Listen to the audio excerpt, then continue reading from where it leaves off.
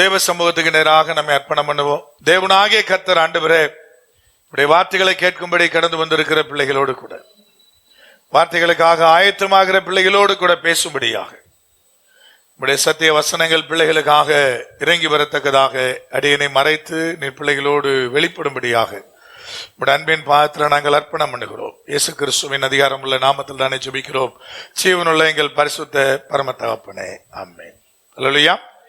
நான் இன்றைக்கு உங்களோடு கூட இறுதி வரை நிலைநிற்கிற ஒரு செய்தியை குறித்து மத்தேயு 24 நான் ஆயத்தமாய் கொண்டு வந்தேன். ஆனால் ஆண்டவராய் கர்த்தர் இங்கே வந்த பிறகு வேறு ஒரு செய்தியை உங்களுக்கு கொடுக்க சொன்னதுனால இன்னைக்கு அந்த வார்த்தைகளை உங்களுக்கு முன்பதாக வைக்கும்படியாக நான் வாஞ்சிக்கிறேன்.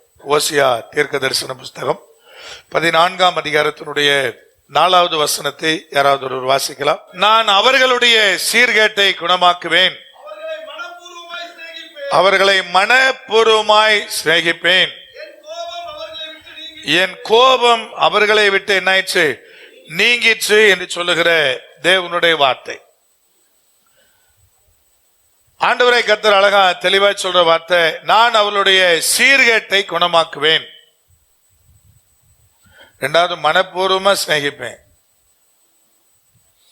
அப்புறம் மூன்றாவது, தேவனாய் கர்த்தர் சொல்லுகிறார், ஐயா என் கோபம் அவர்களை விட்டு நீங்கிற்று என்று சொல்லுகிற வார்த்தை.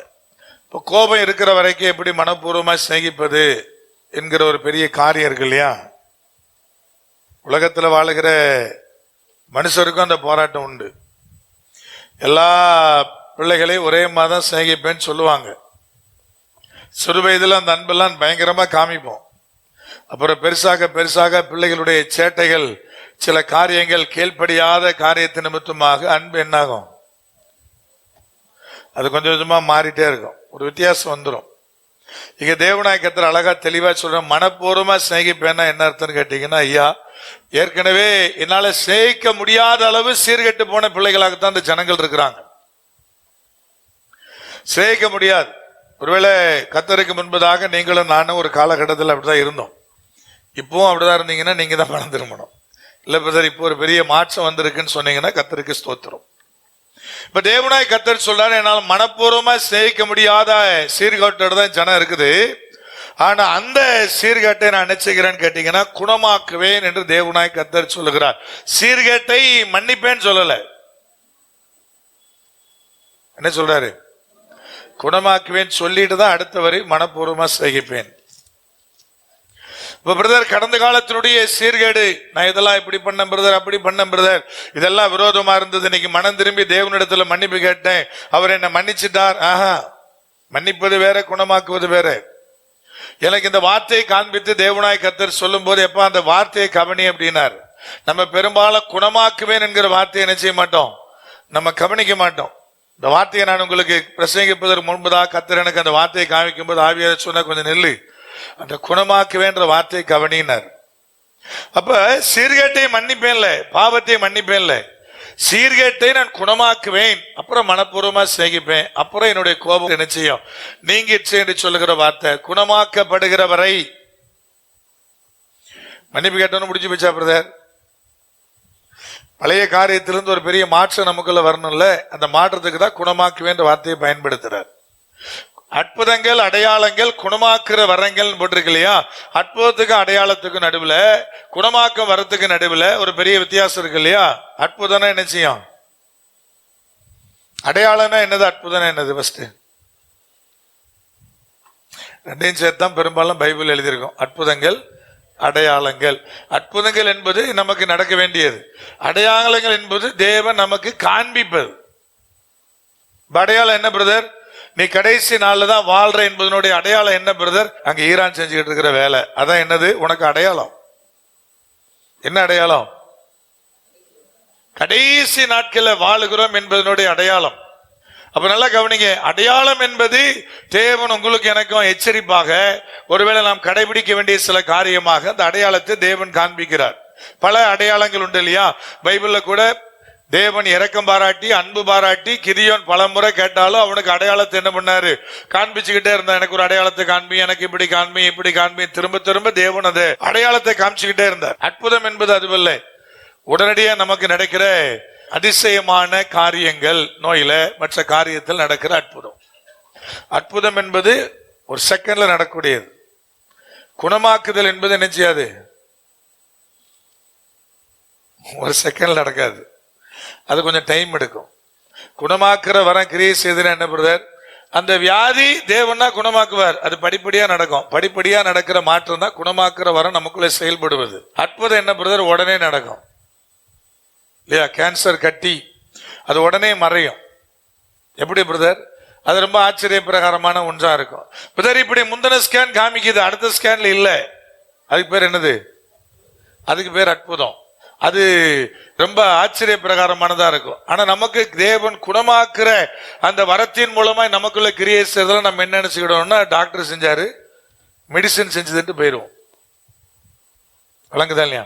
2011 நான் ஸ்ரீலங்கா போகும்போது அங்க ஒரு அம்மா வந்து சொன்னாங்க, இந்த மாதிரி எனக்கு கர்ப்ப பையில கேன்சர் கட்டின். அவங்களுக்கு ஜெபிக்கும் போது பாத்தீங்கன்னா அந்த அம்மா வெளியே போறதுக்குள்ள அந்த கேன்சர் கட்டி வெளிப்படையா வெளியே வந்து விழுந்து கீழாச்சு. அப்புறம் அந்த பாஸ்டர் நமக்கு 2012 இங்க ஒரு 3 நாள் மீட்டிங் நடத்துறதுக்கு வந்திருந்தார். பழைய ஊழியத்தோடு தொடர்புடைய ஆட்களுக்கு ஞாபகம் இருக்கும்னு நினைக்கிறேன். ஸ்ரீலங்கால இருந்து அவர் வந்திருந்தார். பிரதர் உங்க சபையை பார்க்கணும்னு ஆசைப்பட்டு வந்தார்.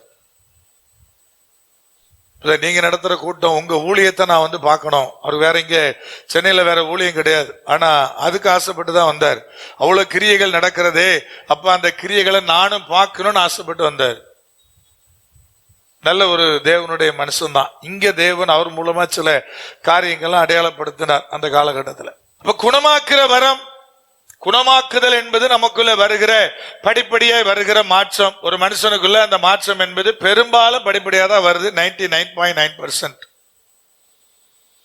நான் மாறிட்டேன் பிரதர்ன்னு சொல்றேன் எல்லாருக்குள்ளும். அப்ப தேவன் அழகா சொல்றார். என்ன சொல்றாரு கேட்டீங்கன்னா, சீர்கேடு, சிநேகிக்க முடியாத சிநேகிடு. பழைய பாவத்தை மன்னிக்குதல் மாத்திரமல்ல, தேவன் அவர்களுக்குள்ளே வருகிற மாற்றத்தை குணமாக்குற காரியமாய் காண்பித்து இப்ப நான் மனப்பூர்வமா சிநேகிப்பேன்றார். அப்புறம் சொல்ற கோபம் முற்றிலுமா என்ன ஆயிடுச்சு, நீங்கி போயிடுச்சு. அப்ப சீர்கேடான காரியம் இருக்கும்போது என்ன உண்டாகும் பிரதர், தேவனுடைய கோபம் நம்ம மேல இருக்கும். கோபப்பட மாட்டார் நினைச்சிடாதீங்க, அடிக்க மாட்டார் நினைச்சிடாதீங்க. இப்ப இடையில ஒரு பாட்டு போட்டிருக்கல, ஃபேமஸான பாட்டு, அவர் கைவிடவே தெரியாது. ஆனா பைபிள் வசனம் என்ன சொல்லுது, கைவிடுவேன் இருக்கா இல்லையா? கேட்கறதுக்கு நல்லா இருக்கும். நீங்க கூட பலமுறை பாடியிருப்பீங்க, கைவிடவே அவருக்கு தெரியாது. ஆமா ஆமா, கேட்கறதுக்கு நல்லாதான் இருக்கும். ஆனா பைபிள் வசனம் என்ன சொல்லுது, கை விடுவேன்னு சொல்றாரா, விட மாட்டேன்னு சொல்றாரா? கை விடும்படி சூழ்நிலை வந்தா விடுவாரு. நல்லா கவனிங்க, வசனம் அப்படிதான் சொல்லுது. அப்ப அந்த பாட்டு வசனத்துக்கு விரோதமானது. வசனத்துக்கு விரோதமான எதையும் ஒரு காலகட்டத்திலும் ஒரு நாளும் ஏற்றுக்கொள்ள முடியாது, என்னால ஏற்றுக்கொள்ள முடியாது குறிப்பாக. அப்ப நல்லா நீங்க விளங்கி கொள்ளணும். ஆண்டவர் அழகா சொல்றாரு, சிநேகிக்க முடியாத சீர்கேட்டில் அந்த ஜனங்கள் அகப்பட்டிருந்தாங்க. அதுக்கான காரணம் என்ன? முந்தின அதிகாரத்துல ஆண்டவர் சொல்லுகிறார். அதற்கான காரணம் என்னது, எப்படியெல்லாம் அவர்கள் அகப்பட்டிருந்தாங்க, அப்படிப்பட்ட சீர்கேடு அவர்களுக்குள்ள ஏன் வந்தது என்று சொல்லி ஒரு சில காரியங்கள் எழுதுறார் 13ஆம் அதிகாரத்துல. அதை சொல்லும்போது என்ன சொல்றார் பாருங்க, 9ஆம் வசனத்துல, இஸ்ரவேலே நீ உனக்கு கேடு உண்டாக்கி கொண்டாய், ஆனாலும் என்னிடத்தில் உனக்கு என்ன உண்டு, சகாயம் உண்டு. ஆண்டு சொல்ல, நீதான் உனக்கு நீயே கேடு உண்டாக்கிட்ட, ஆனாலும் என்னிடத்துல உனக்கு என்ன உண்டு, சகாயம் உண்டு. சகாயம்னா என்ன, சகாயர்னா என்னன்னு கேட்டீங்கன்னா டைம்லி ஹெல்பர் அர்த்தம். சகாயர் அப்படிங்கிற அர்த்தம் என்னன்னா டைம்லி ஹெல்பர். அப்ப நல்லா கவனிங்க, உனக்கு நீயே கேடு உண்டாக்கிக்கிட்ட. சீர்கேடன் தேவன் சொல்ற அந்த காரியங்களுக்கான காரணம் என்ன அப்படின்னு ஒரு பெரிய பட்டியல் இருக்குது இந்த 13ஆம் அதிகாரத்துல.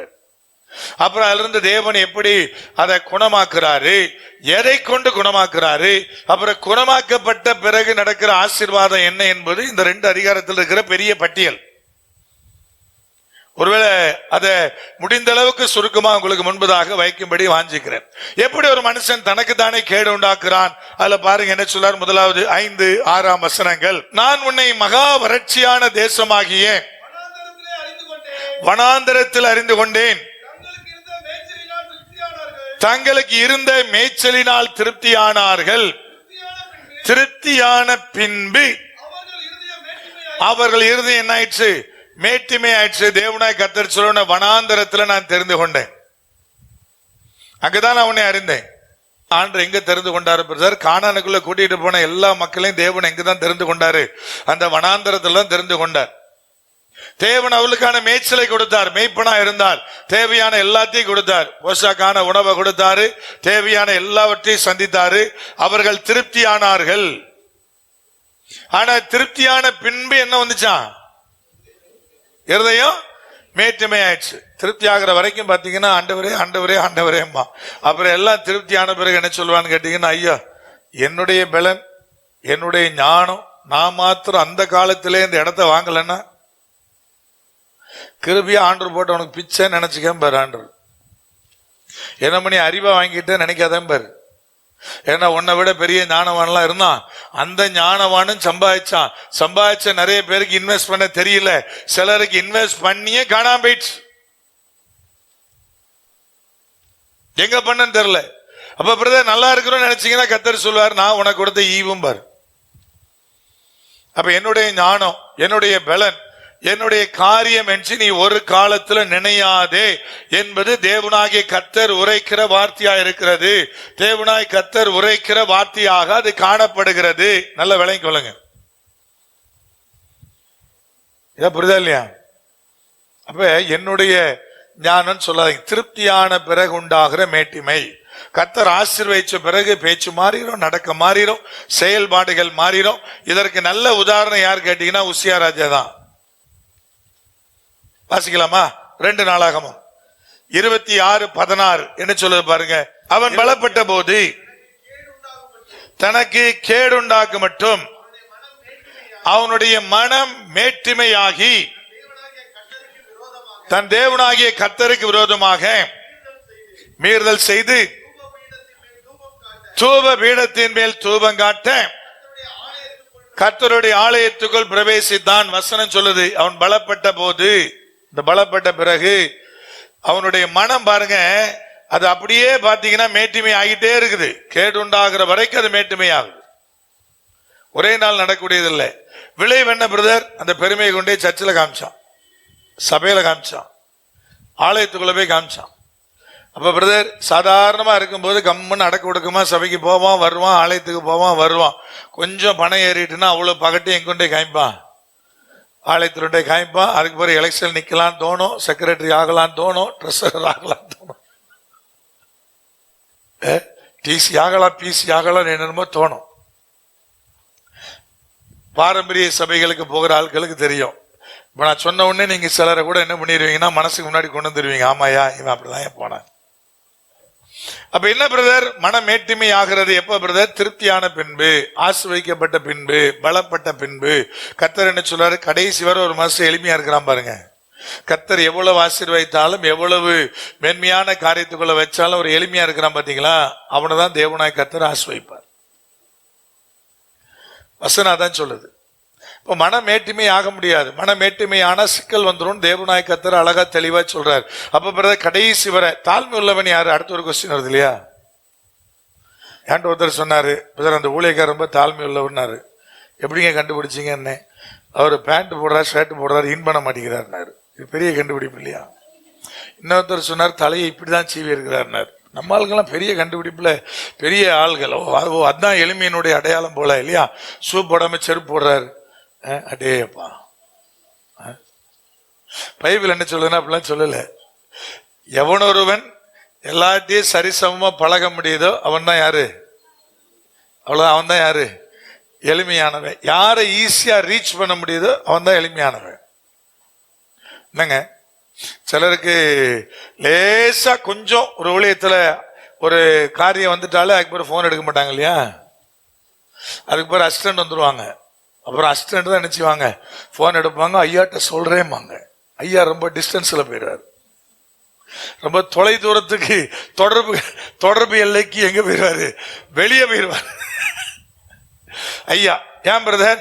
ஐயா ஒரு 4 காரியம் நடந்திருக்கும், ஏதோ ஒரு 4 ஆத்மா சம்பாதிச்சிருப்பாங்க, ஏதோ ஒரு காரியம் நடந்திருக்கும், அதுக்குள்ளே தன்னைத்தானே பெரியவர்களாக அடையாளப்படுத்திடுவாங்க. நம்ம என்னமோ வானத்திலிருந்து கூச்ச மாதிரி என்ன பண்ணிடுவாங்க, நினைச்சிடுவாங்க. அவர்கள் தொடர்பு எல்லைக்கு வெளியே தான் இருப்பாங்க, எப்பவும் உள்ள வரவே மாட்டாங்க. அப்ப பிரதர் எளிமையா என்ன பிரதர் வசனம் சொல்லுது, மத்தேயு 18 சொல்லுது, யார் யாரிடம் ரொம்ப எளிமையா யார் அப்ரோச் பண்ண முடியுதோ, யார் எல்லார்கிட்டையும் சரிசமமா பழகுறாங்களோ அவங்க தான் என்னது எளிமையானவங்க. எல்லாத்தையும் பழக முடியல அப்படின்னு என்ன அர்த்தம் பிரதர்? ஏதோ ஒரு பெருமை உள்ள இருக்குன்னு அர்த்தம் இல்லையா?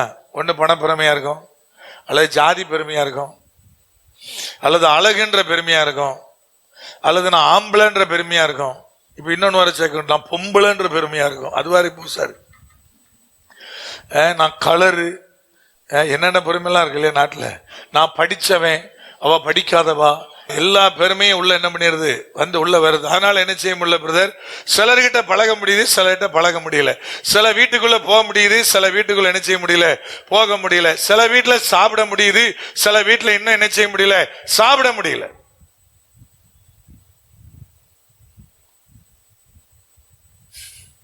ஒரு அட்வான்ஸ் சர்ச்சில் ஒருத்தர் பெரிய போஸ்டிங்கில் இருந்து ரிட்டையர்ட் ஆனார். அவர் இப்ப தனியா ஒரு ஊழியம் பண்ணிட்டு இருக்கிறார்.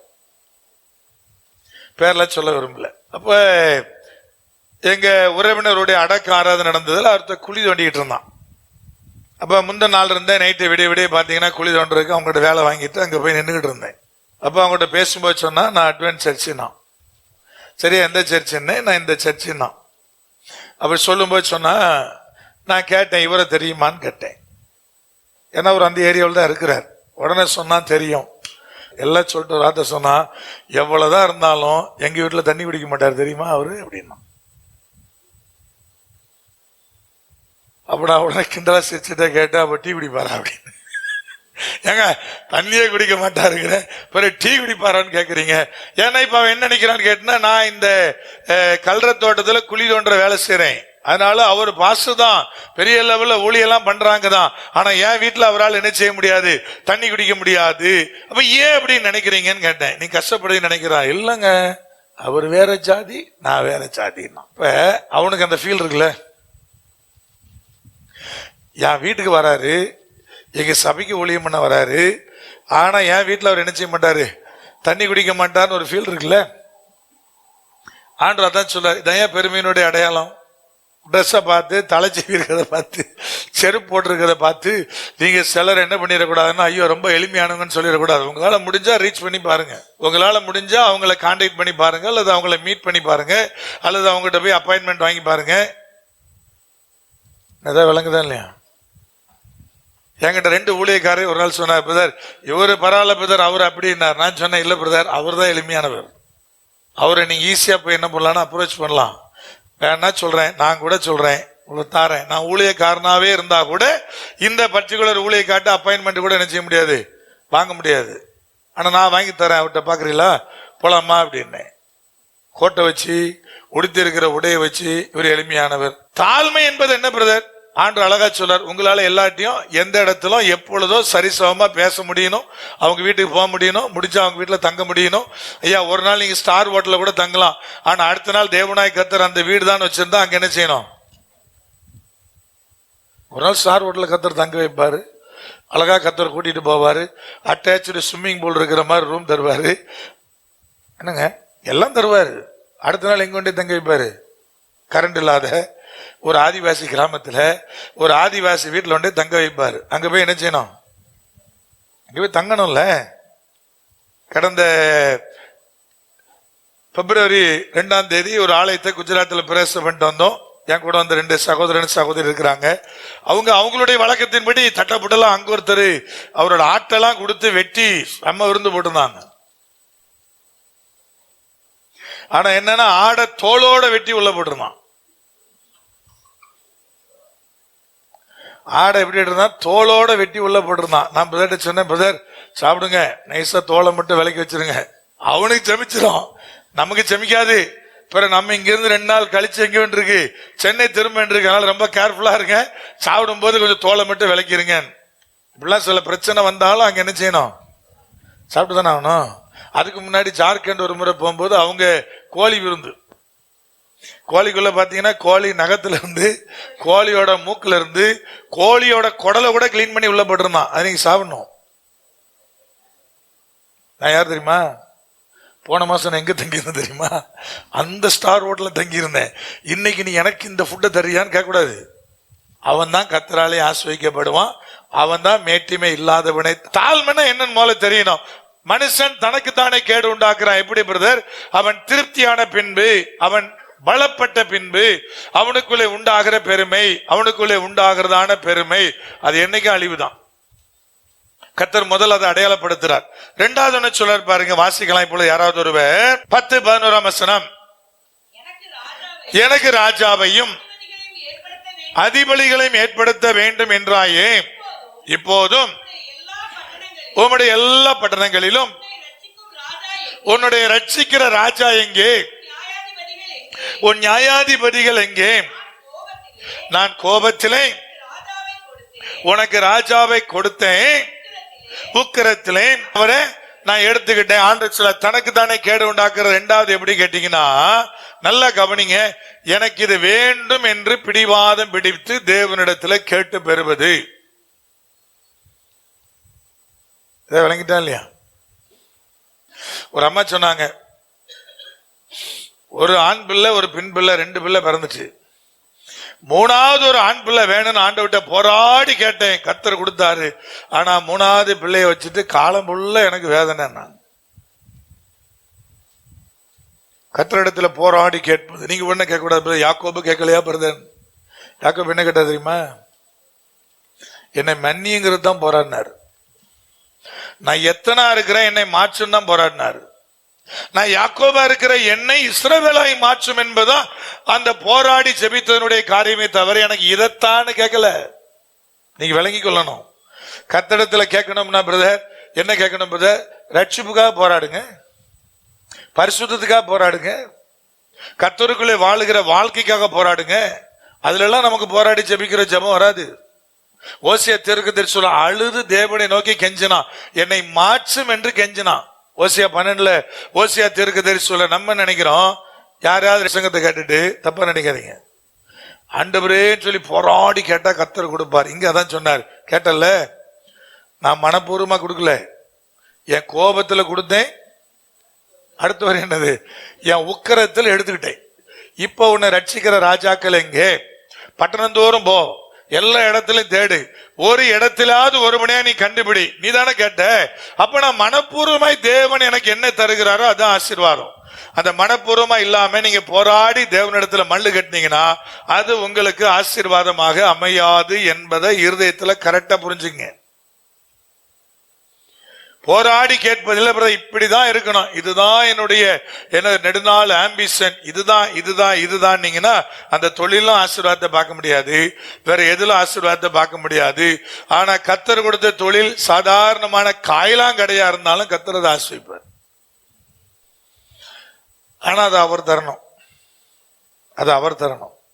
அப்ப நல்லா கவனிங்க, போராடி கேட்பது. இங்க ஆண்டவர் சொல்ல, கோபத்துல நான் கொடுத்தேன், உக்கிரத்துல எடுத்துக்கிட்டேன்.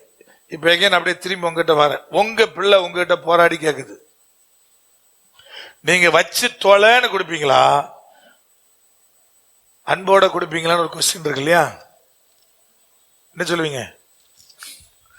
வச்சு தொலைன்னு தானே கொடுப்போம். அது அந்த பிள்ளைக்கும் ஆசீர்வாதமா இருக்காது, நமக்கும் அது ஒரு பெரிய ஹாப்பியாலாம் இருக்காது. ஆனா அதே இது ஒருவேளை பெற்றோர் அதை மனப்பூர்வமா அந்த பிள்ளைகிட்ட கொடுத்தாங்கன்னா, அது சின்ன பொருளோ, அது ட்ரெஸ்ஸோ, அல்லது வேற எண்ணதோ, அல்லது வேறொரு சொத்தோ, அது எதுவா வேணா இருக்கட்டும், சின்னல இருந்து பெருசா கூட இருக்கட்டும், அதை பார்க்கும் போதெல்லாம் பெற்றோருக்கு என்ன உண்டாகும்? சந்தோஷம் வருமா? வராதா? சந்தோஷம் வரும்ல. நல்ல கவனிங்க, நான் கொடுத்ததே என் பிள்ளை வாங்கிட்டான், நான் கொடுத்ததே என் பிள்ளை ஏற்றுக்கிட்டா, அது அவ அப்படியே ஏற்றுக்கொண்டு வைத்திருக்கிறா. ஒரு சாதாரண உடையா கூட இருக்கட்டும், சின்ன ஒரு ட்ரெஸ், நீங்க ஒரு ட்ரெஸ் எடுத்து வரீங்க, அழகா இருக்குன்னு உங்களுக்கு தோணிச்சு எடுத்துட்டு வந்துட்டீங்க, உங்க மகாட்ட கொடுக்குறீங்க, அவ இதை மனுஷன் போடுவானாங்கிறா. அப்படி வச்சுக்கிடும், இதை மனுஷன் போடுவானாங்கிறா. அது தூக்கி ஓரமா வச்சுட்டா, அதை போடவே இல்லை.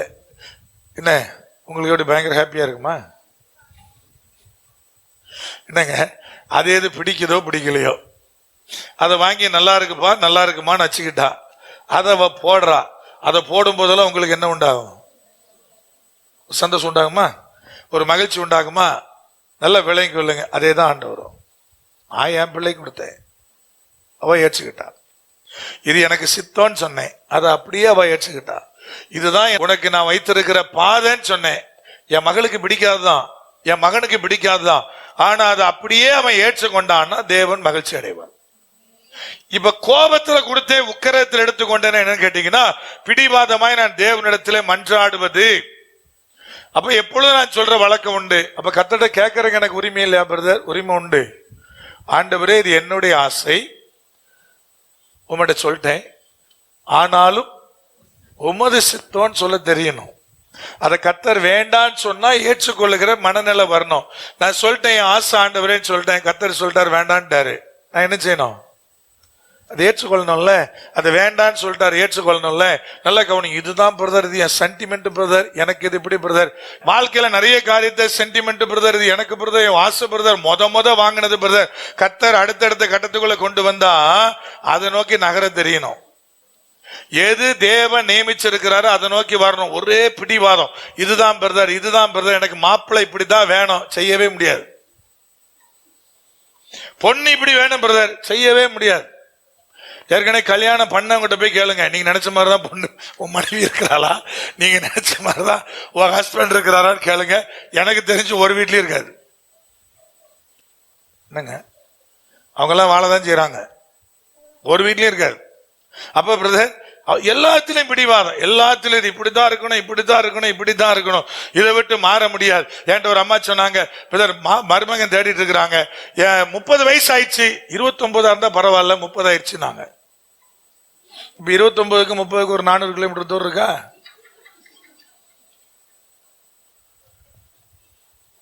நாங்க 400 கிலோமீட்டர் தூரம் இருக்கா? என்னங்க இது? 30 வயசு 29 வயசுக்காரன் சிலவன் 40 வயசு மாதிரி இருப்பான். இன்னொருத்தன் 35 வயசுக்காரன் 25 வயசு மாதிரி இருப்பான். இப்ப நான் கேட்டேன் அந்த அம்மாட்ட, ஏம்மா நீ போன உடனே கல்யாணம் பண்ணும்போது கல்யாண கார்டு கொடுக்க போவீங்க இல்லையா, அப்ப மாப்பிள்ளையோட பர்த் சர்டிபிகேட்டும் சேர்த்தா கொண்டு போவீங்க? போன உடனே இல்ல மாப்பிள்ளைக்கு என்ன வயசு சொல்லுங்கன்னு எவனா கேட்க போறானா? யாராவது மாப்பிள்ளைக்கு என்ன வயசுன்னு கேட்க போறானா? காடை பார்த்தோன்னா பாப்பா வெயிட்டா இருக்கு, சாப்பாடு வெயிட்டா இருக்கும், சரி இதுக்கு 5 பேரா போயிருவோம், இது கொஞ்சம் காடே டம்மியா இருக்கு, இதுக்கு ஒருத்தர் போனா போதும் அப்படின்னு முடிவு பண்ணுவோம் இல்லையா? எனக்கு ஒரு நண்பர் உண்டு, பெரும்பாலும் பந்தியில வரும்போது அவர் வீட்டுல இருந்து அவரோட மொய் கவர்ல வச்சுதான் கொண்டுருவார். அதுல 500 ரூபா வச்சுட்டு திடீர்னு பார்த்தீங்கன்னா எடுத்துட்டு 200 ரூபாய் சொல்லிட்டு இருப்பாரு. பழைய நண்பர் ஒருத்தர். ஏன்டான்னு கேட்டா அவன் போட்ட சோறுக்கு அது போதும் பாரு. பல முறை அந்த கியூல போகும்போது அவன் கவரை மாத்தி உள்ள வச்சுக்கிட்டு இருப்பான். டேய் என்னடா இது, அவன் போட்ட சோறுக்கு அவ்வளவு போதும் அப்படிமா. நல்லா கவனிங்க, எதுக்கு நான் சொல்ற கேட்டுனா, அப்படிதான் வாழ போறானே தவிர மாப்பிள்ளைக்கு என்ன வயசுன்னு கேட்க போறானா, பர்த் சர்டிபிகேட் கேட்க போறானா, என்ன கேட்க போறான்? ஆனா ஒரு பிடிவாதம். இப்ப எங்க ஆண்டு ஜோம் பண்ணுவாங்க, ஆண்டவரை 29 வயசுக்கு கீழே ஜோம் பண்ணுவாங்க, 29 வயசுக்கு கீழே 27 வயசுக்கு மேல. இந்த லிஸ்ட்ல நீங்க இருந்தீங்கன்னா நீங்க தான் மனம் மாறணும். அதே அம்மா சொன்னாங்க, மாப்பிள்ளை 24 வயசு தான் போட்டிருக்கு, இப்போ உனக்கு என்ன பிரச்சனை? 30னா கூடன்ற, 24 இப்போ உனக்கு என்ன பிரச்சனை? மெச்சூரிட்டி இருக்காது.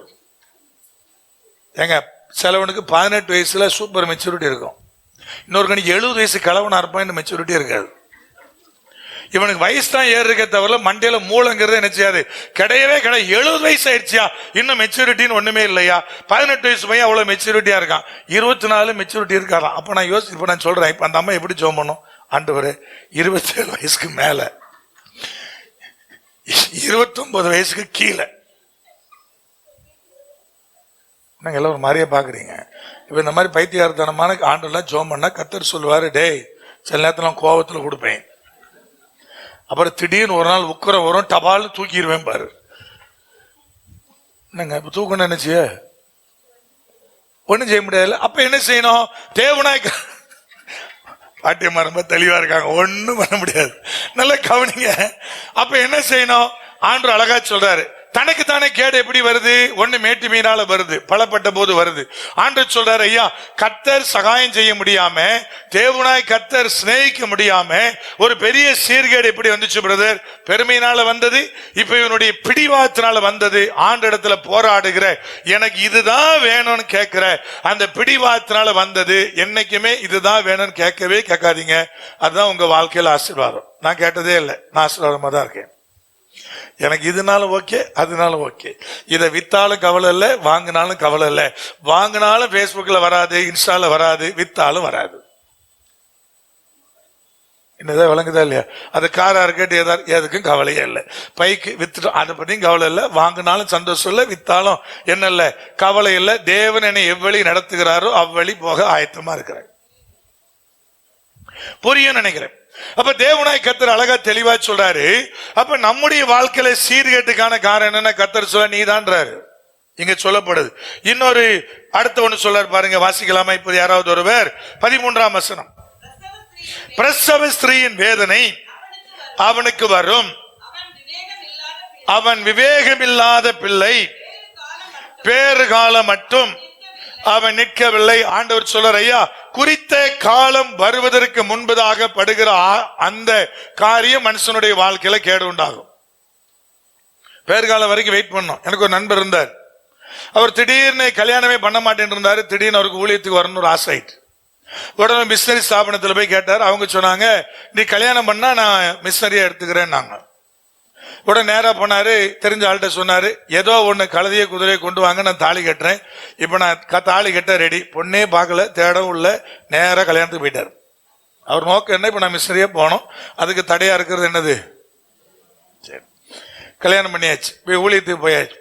ஆண்டோட போய் ஜெபம் பண்ணார். என்ன ஜெபம் பண்ணாரு? அவர் சொன்னதை நான் சொல்றேன், அவருடைய சாட்சியம். ஆண்டோட ஜெபம் பண்ண, ஆண்டவரே 2 முறை பிள்ளையை பத்து, 2 முறை தனித்தனியா பேர் காலம் பார்த்து அதெல்லாம் ஊழியத்துக்கு ரொம்ப இடைஞ்சலா இருக்கும், அதனால ஒரே தடவை 2 பிள்ளையா கொடுத்துருங்கன்னாரு.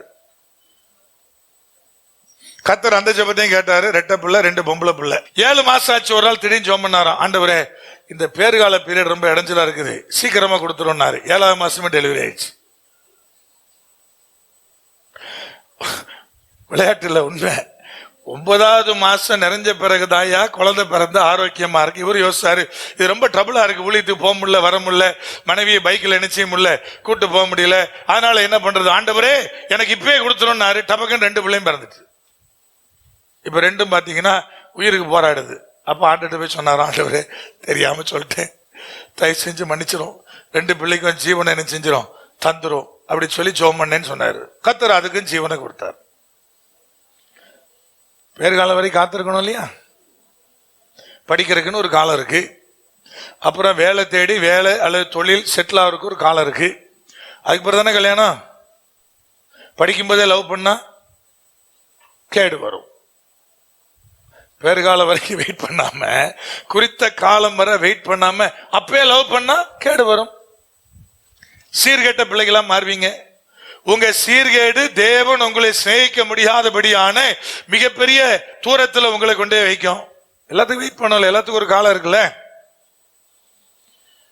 அவசரப்பட்டா என்ன நடக்கும் பிரதர்? அவசரப்பட்டாலே கேடுதான். அப்ப கர்த்தர் ஒண்ணு சொன்னாரு. என்ன சொன்னாரு? பெருமை பாராட்டாத, தனக்கு தானே கேடு உண்டாக்கிட்டான். காரணம் பெருமை. 2வது பிடிவாதமா கேட்டது. 3வது சொல்றாரு, குறித்த காலம் வரை காத்திருக்காமல் படுகிற அவசரம். அது எதுவா வேணா இருக்குது. காலம் யாரு கையில் தான் இருக்குது? கர்த்தர்கிட்ட கேட்கலாம். காலத்தை அவர் தான் தீர்மானிக்கணும். எப்ப பிரதர்?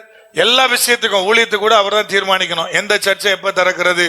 பல இடத்துல வேலை நடந்துட்டு இருக்கோம், இதுதான் முந்தி திறக்கணும், அதான் பிந்தி திறக்கணும், அவர்கிட்ட தான் காலம் இருக்கு.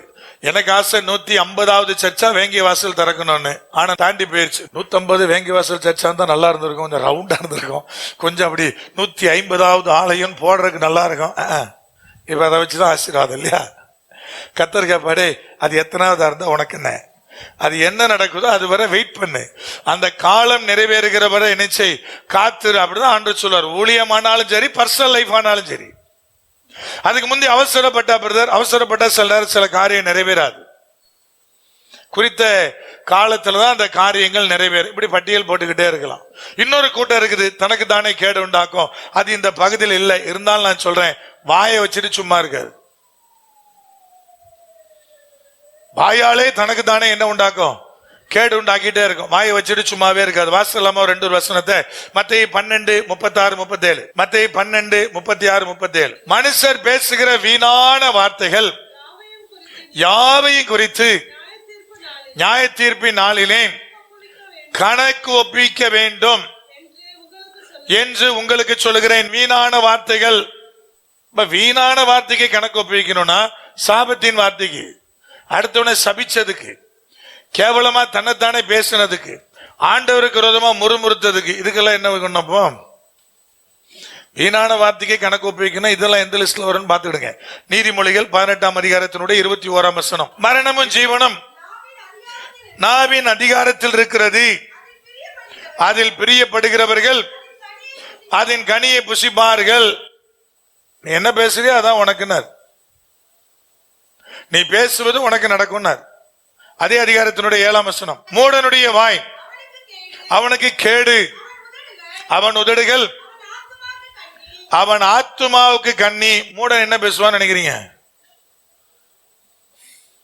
நீங்க பேசுவான், முட்டாள்தனமா பேசிட்டு இருப்பான். அதுக்குமே பிரச்சனைன்றார். இப்படி சொல்லிட்டே போகலாம். எக்ஸாம்பிளுக்கு ரெபேக்கால் எடுத்துக்கிடுங்க. ஆதியாகமம் 27:13. அதற்கு அவன் தாய், என் மகனே, உன்மேல் வரும் சாபம் என் மேல் வரட்டும், என் சொல்லை மாத்திரம் கேட்டு. வாய் வச்சிட்டு சும்மா இல்ல, உன் மேல வர்ற சாபம் என் மேல வரட்டும். அதே அதிகாரத்தில் 46. பின்பு ரெபேக்கால் ஈசாக்கை நோக்கி, என் உயிர் எனக்கு எப்படி இருக்கு? வாயை வச்சுட்டு சும்மா இல்லைன்னா வெறுப்பாதான் மாறும். உன் மேல வர்ற சாபம் என் மேல வரட்டும். ரைட், வந்துருச்சு. இனி இப்போ வாழ்க்கை முழுக்க உனக்கு வெறுப்பா தான் இருக்கும். ஏன் பிரதர்? நீ விரும்பின மகனோட சாகுற வரைக்கும் வாழ முடியாது. நிறைய பேருக்கு அந்த சாபம் இருக்கு. யார விரும்பி பிடிச்சி ஐயோ அவனுக்காக அப்படிங்கிறானோ அவங்ககிட்ட தான் செருப்பிடி வாங்குவாங்க. எவனை வெறுக்கிறாங்களோ அங்கிருந்தா நன்மை வரும். இது நிறைய பேர் வாழ்க்கையில் நடந்துகிட்டே இருக்கு. உங்க வாழ்க்கையில அதான் நடக்கும். அதனால ரொம்ப கவனமா இருங்க. வாயை வச்சுட்டு சும்மா இருக்கிறது இல்ல. இன்னொரு வார்த்தையை பாப்போமா?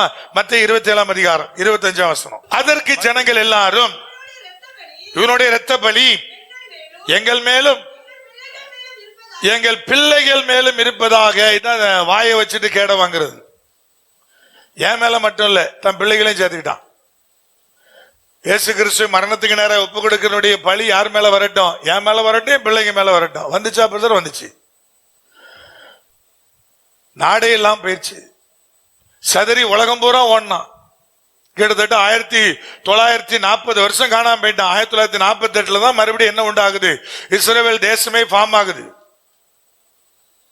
அதுவரை என்னாச்சு பிரதர்? நீதான வாயை வச்சிட்டு சும்மா இல்ல, என் மேல வரட்டும், என் பிள்ளை மேல வரட்டும்னு.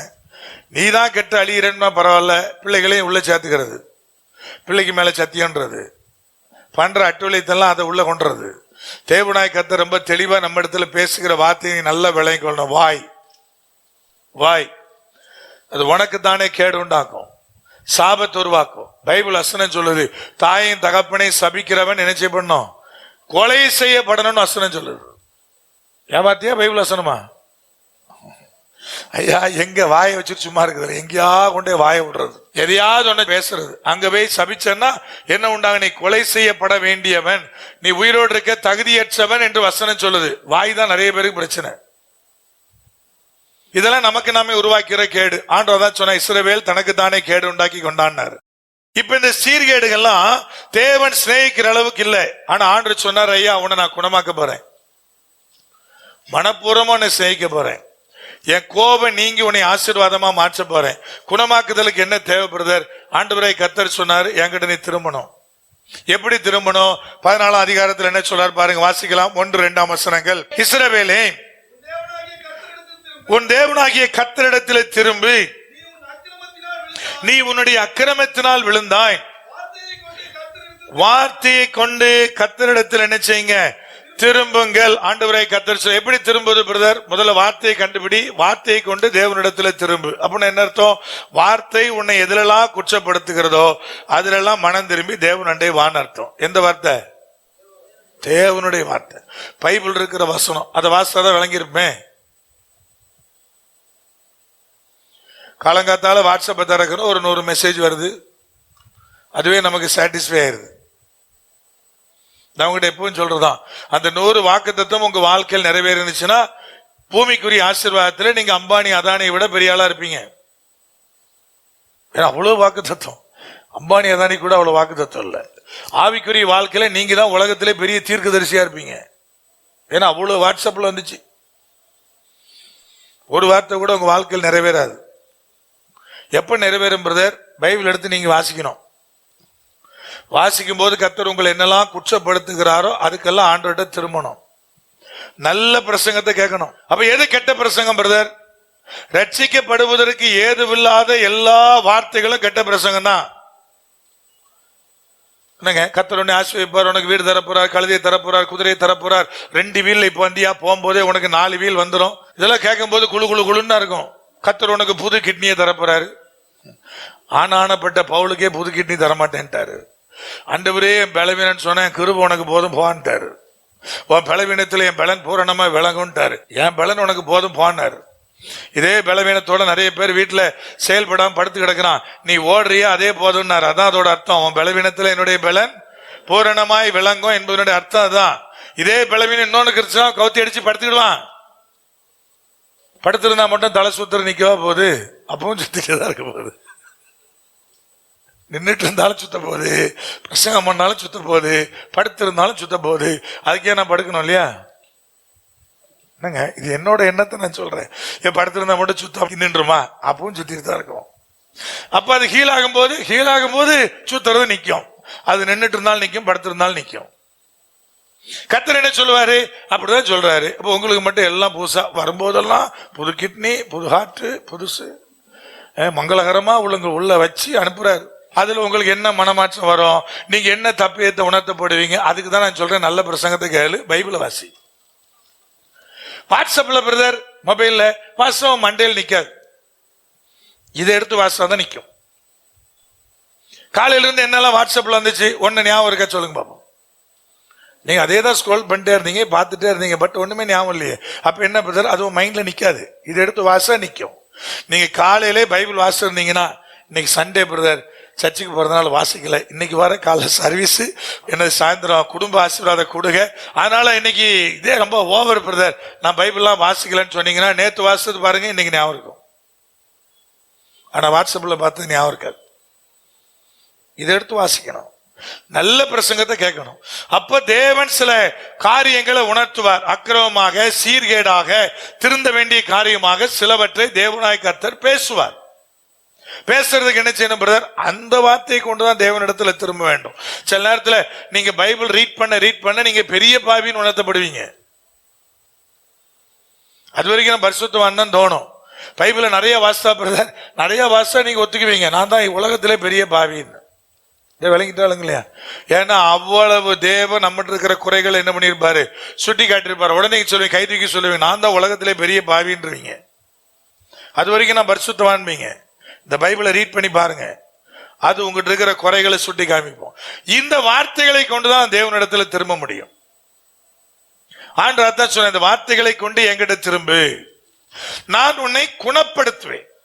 அப்ப வார்த்தைகளை வாசிக்க வாசிக்க வாசிக்க என்ன ஆகுது பிரதர்?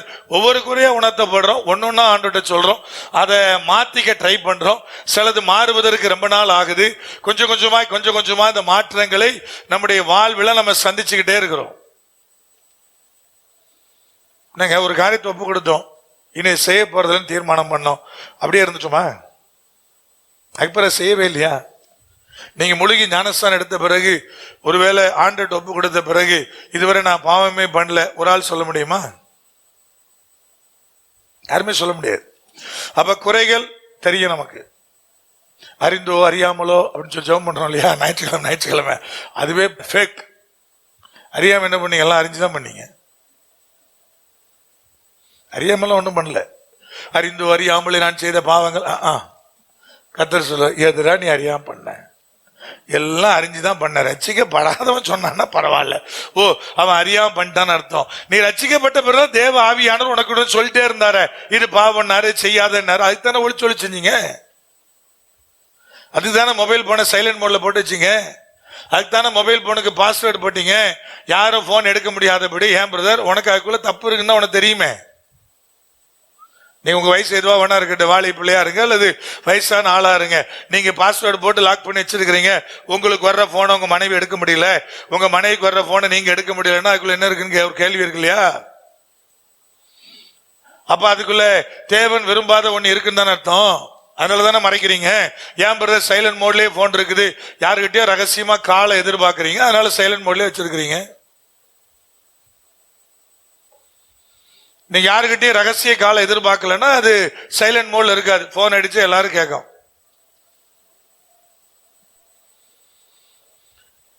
உங்களை யாரு குத்துனாலும் எனக்கு பிரச்சனை இல்லை, நீங்க மனம் திரும்பணுங்கிறது தான் பேசிட்டு இருக்கேன். வார்த்தைகளை கொண்டு எங்கிட்ட திரும்புங்க. திருமண தேவன் நினைச்சிடவே குணமாக்குறார்.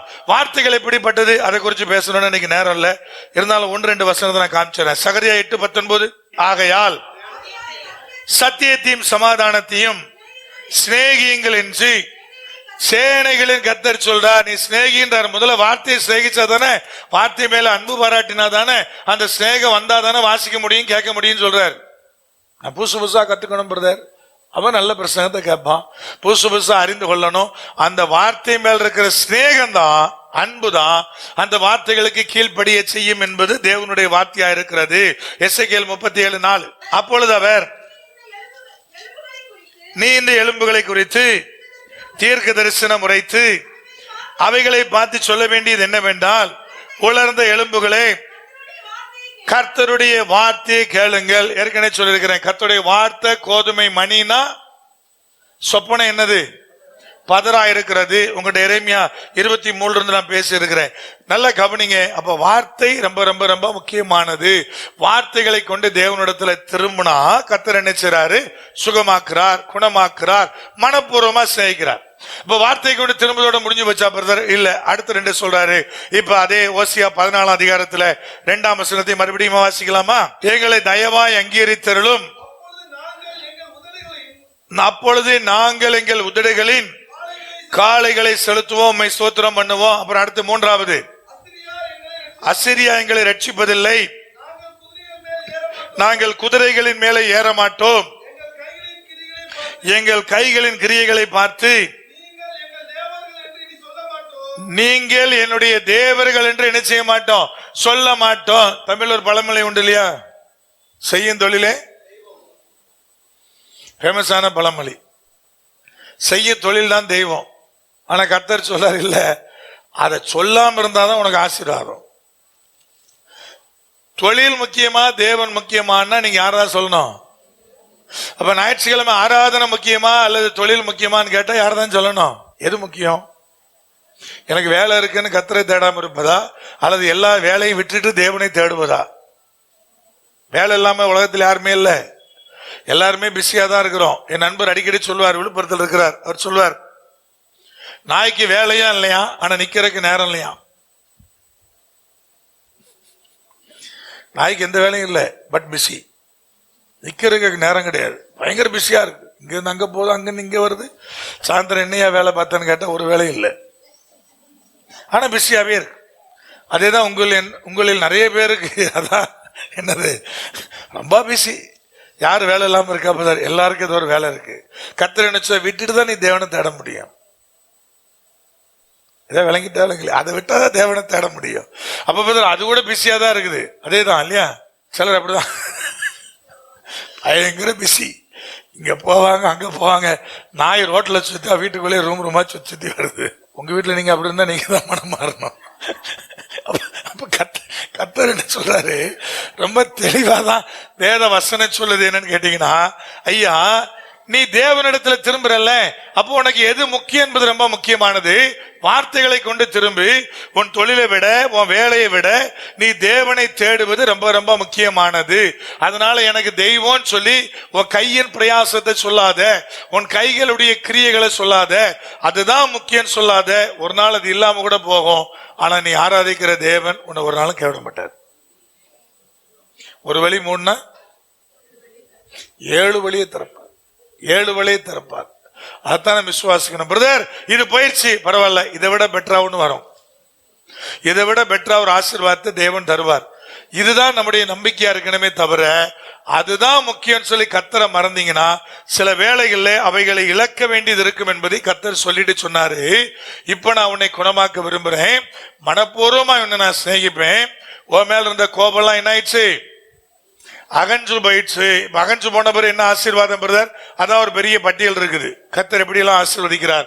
அடுத்த 5ஆம் வசனத்திலிருந்து, நான் இஸ்ரவேலுக்கு பனியை போல் இருப்பேன். இது ஆண்டவராய் கர்த்தர் சொல்ற வார்த்தை. பனியை போல் இருப்பேன். மலை மாதிரின்னு சொல்ல, பனி மாதிரினார். நல்ல கவனிங்க, கர்த்தருடைய ஆசீர்வாதம் பனி மாதிரி இறங்கும் என்பதுதான் சங்கீதம் 133 நமக்கு சொல்லுது. அது என்ன அர்த்தம் பிரதர்? நீங்க விரும்புறீங்களோ விரும்பலையோ அது உங்களுக்குள்ள ஆசீர்வாதமா இறங்கிடும். பனி எப்படி நீங்க என்ன ஸ்கார்ப் கட்டினாலும், மூக்க சுத்தி கட்டினாலும், காதுக்குள்ள வச்சு அடைச்சாலும் அது என்ன செய்யும்? உள்ள வந்துடும் இல்லையா, வேலை செய்யும் இல்லையா? ஆனா மழை அப்படி இல்லை. கொடை பிடிச்சா தப்பிச்சுக்கலாம், ரெயின் கோட்டு போட்டா தப்பிக்கலாம். பனிக்கு தப்பவே முடியாது. கர்த்தருடைய ஆசீர்வாதம் அப்படிதான் வருமா. அதுக்கு தான் நான் எல்லாத்தையும் சொல்லுவேன், நீங்க வர்றது முக்கியம் இல்லை, உங்க பிள்ளைகளையும் கூட்டு வந்து உட்கார வைங்க. அவனுக்கு பிடிக்கலன்னா பரவாயில்ல, கொண்டு வைங்க. அவளுக்கு புரியலன்னா பரவாயில்ல, கொண்டு வைங்க. உங்களை விட சில நேரம் அவளுக்கு நல்லா புரியும். நம்ம தான் சின்ன பிள்ளைங்க. 2009 மூக்கு பெரியில ஒரு 4 நாள் கன்வென்ஷன் கொடுத்து போயிருந்தேன். சாயந்தரம் மீட்டிங், காலையில பைபிள் ஸ்டடி. காலையில பைபிள் ஸ்டடிக்கு முதல் நாள் போறேன். 4 பாட்டி, ஒரு தாத்தா. அங்க இருக்கிற ஒரு ஹாஸ்டல் இருக்கிற குட்டி பிள்ளைங்க ஒரு 30-35 பிள்ளைங்க. பைபிள் ஸ்டடி யாருக்கு எடுக்குதுன்னு தெரியல. என்னடா இவ்வளவு ஆண்டு எல்லாத்தையும் கொண்டு வந்து உட்கார வச்சிருக்குது, இப்ப இவங்களுக்கு பைபிள் ஸ்டடி எடுத்தா புரியுமான்னு ஒரு கேள்வி வருது இல்லையா? நம்ம நினைச்சு விடுவோம் அதுங்களுக்கு எல்லாம் ஒன்றும் புரியாது பிரதர்ன்னு. 3 நாள் முடிச்சுட்டு 4ஆவது நாள் பைபிள் ஸ்டடி என்னெல்லாம் கேள்வி கேட்டனோ, தாத்தாவும் பாட்டியும் சும்மா தான் இருந்தாங்க, பிள்ளைங்கெல்லாம் டான் பதில் சொல்லிச்சு. அப்பதான் புரிஞ்சுது, ஓஹோ நம்மளை விட அதுங்களுக்கு என்ன செய்யும், நல்லாவே புரியும். கொண்டு வந்து உட்கார வைக்க சொன்னா 1000 காரணம் சொல்லுவோம். அது அப்படி பிரதர், அவங்களுக்கு பிடிக்காது பிரதர், அவங்களுக்கு புரியாது பிரதர், 10th ஆச்சு பத்திலாம், அதனால எக்ஸாம் இருக்கு பிரதர். 10th மேல பிள்ளைகள் கெடுறதுக்கு காரணமே பேரண்ட்ஸ் தான். எப்பவும் சொல்லுவேன், அதுக்கு பூரா படிக்கணும். இப்ப படிக்கிறது முக்கியமா, கர்த்தரை தேடுறது முக்கியமா? Maths tuition brother, science tuition brother, அதுக்கு 4 கிலோமீட்டர் தள்ளி பிரதர். இங்க பக்கத்துல ஒரு மாஸ்டர் இருக்கிறாரு, 1000 ரூபாய் தான் ஃபீஸ் வாங்குவாரு. அவர் 5000 ரூபாய் இருந்தாலும் பரவாயில்ல, அவர் தான் பெஸ்ட் டீச்சர் பிரதர். அதே மாதிரி என்னைக்காவது பைபிளுக்கு உங்க பிள்ளைக்கு டியூஷன் வச்சிருக்கல? பைபிள்ல பிள்ளை வீக்கா இருக்கு, அதனால ஒரு பெஸ்ட் டியூஷன் நினைப்போம். நல்ல பாஸ்டா தேடுறீங்களா? சர்ச்சுக்கு போனா பக்கத்துல இருக்குதுமோ, ஆனா துணி எடுக்க போனா எங்க போவோம்? சர்ச்சுக்கு மட்டும் பக்கத்துல பிரதர், இது ஈஸியா இருந்துச்சு பிரதர். துணி எடுக்கிறது அது அங்கதான் நல்லா இருக்கான் பிரதர். அதே மாதிரி ஏன் பைபிளை தேட முடியல? அதே மாதிரி ஏன் கர்த்தரை தேட முடியல? அதே மாதிரி ஏன் சபையை தேட முடியல? அதே மாதிரி ஒரு காரியத்தை ஏன் தேட முடியல? அதுக்கெல்லாம் பக்கத்துல நேரம் இருந்தா, நேரம் இல்லாட்டி என் பிள்ளை படிக்கணும் இல்லையா? ஆமா, எக்ஸாம்ல பாஸ் எல்லாம் ஆயிடுவான், பட் ட்ரக் அடிக்டா இருப்பான். பரவாயில்லையா? மார்க் எல்லாம் கிடைக்கும். யார் காரணம்? பேரண்ட்ஸ் தான் காரணம். படிக்கணும் பிரதர். படிக்கிறத விட தேவனை அறிந்து கொண்டு தேவனுக்குள் இருக்கிறது ரொம்ப முக்கியமானது. இப்ப கர்த்தர் என்ன சொல்றாரு? நான் பனி மாதிரி இருப்பேன்றார். அப்ப உட்கார வச்சேன், அவன் பிடிக்காமலே உட்கார்ந்து இருந்தாலும் தேவனுடைய வார்த்தை அவனுக்குள்ள பேலன்ஸ் செய்யும். அதான் ரொம்ப முக்கியமானது. நான் வாலி பையனா இருக்கும்போது பிடிச்சு கேட்டனும் பிடிக்காம கேட்டனும், கேம்ப் நடக்கல உட்கார்ந்து இருப்போம், அப்படி கேட்டுக்கிட்டே இருப்போம். அதெல்லாம் எனக்கு பின்னாடி யூஸ் ஆச்சு. பிடிக்காம உட்கார்ந்துருப்போம், கடைசி வரிசையில் உட்கார்ந்துருப்போம். ஆனாலும் அந்த பேசின அனைத்து வார்த்தைகளும் எனக்குள்ளே ஒரு நாள் விளைந்தது. பிடிக்காம தான் உட்கார்ந்துருந்தோம். ஆனா ஒரு கட்டம் வந்து தேவன் அதை நேரம் என்ன நடத்தும் போது பதிஞ்சு போயிருது. அப்ப கர்த்தர் சொல்ல, பனி மாதிரி நான் இருப்பேன்றார். நீ விரும்பினாலும் விரும்பாட்டியும் தேவன் கொடுக்கிற ஆசீர்வாதம் உங்ககிட்ட வந்துடும் அர்த்தம். நீ உட்கார்ந்து இருக்கிறியா, பிரசங்கிக்கிறியா, பிடிச்சு உட்கார்ந்து இருந்தாலும் சரி, பிடிக்காம உட்கார்ந்து இருந்தாலும் சரி, வேற வேலையில உட்கார்ந்தாலும் சரி, என்ன திட்டிக்கிட்டே உட்கார்ந்து இருந்தாலும் சரி, அதுக்கும் ஆள் இருக்கா பிரதர்? அதுக்கும் ஆள் இருக்கு. அப்படி உட்கார்ந்தாலும் சரி, கர்த்தர் சொல்ல, நான் பனி மாதிரி என்ன செய்வேன், உனக்காக நான் செயல்படுவேன். சங்கீதம் 133 சொல்லுது, இங்கேயும் அதான் சொல்லுது.